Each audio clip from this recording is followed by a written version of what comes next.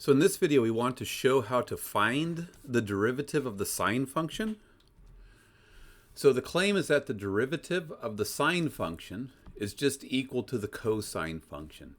And to establish that this is true, what we would need to do is apply the definition of the derivative. And as we've seen in previous videos, the definition of the derivative is that we take the limit as h goes to 0 of the difference quotient applied to the function. So in this case, if I want the derivative d dx of sine of x, and here I'm using x instead of theta.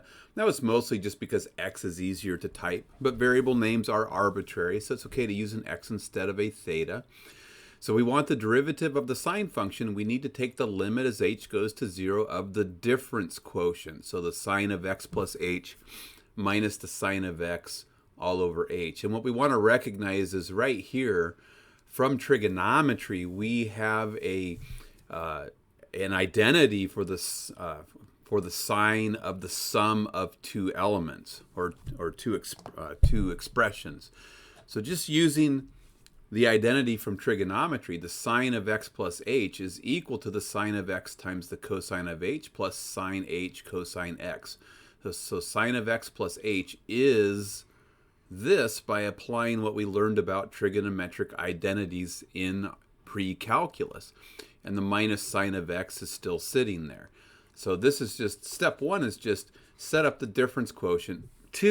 Step two, recognize that a trigonometric identity can be used to break it apart into pieces. Step three is to just break this into two fractions in a clever way. So the next step down, all we've done is taken the sine of x times the cosine of h and grouped it with the minus sine of x. So sine x cosine h minus sine x, we've grouped it. And then we've left the sine h cosine x over h as a separate fraction. So we've taken advantage of a couple things.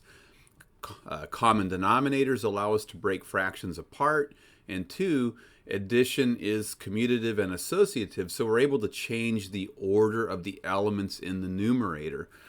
And the reason for doing this starts to become apparent. One, the limit as h goes to 0 of sine h over h from video 1 is going to wind up being a 1. The second reason why this is useful is the sine x shows up in both terms and can be factored out. And if I factor sine out directly, I'd get a cosine h minus 1. But we have for video 2, we have a limit that says if we have 1 minus the cosine of h over h, that's equal to 0. So here I can actually factor out a minus the sine. So if I step down to the next line, if I factor out minus the sine of x, I wind up with a positive 1 and a minus cosine h. So I want to recognize from video 2 that the limit as h goes to 0 of this is going to be 0, and the limit as h goes to 0 of this from video 1 is going to be a 1. So if we just step through using the rules that we've established in previous homework assignments, what do we know? We know that the limit of a sum is the sum of the individual limits. The limit of a sum is the sum of the limits. And now we have products of things, and we know from previous homeworks that the limit of a product is the product of the individual limits. The limit of a product is the product of the individual limits.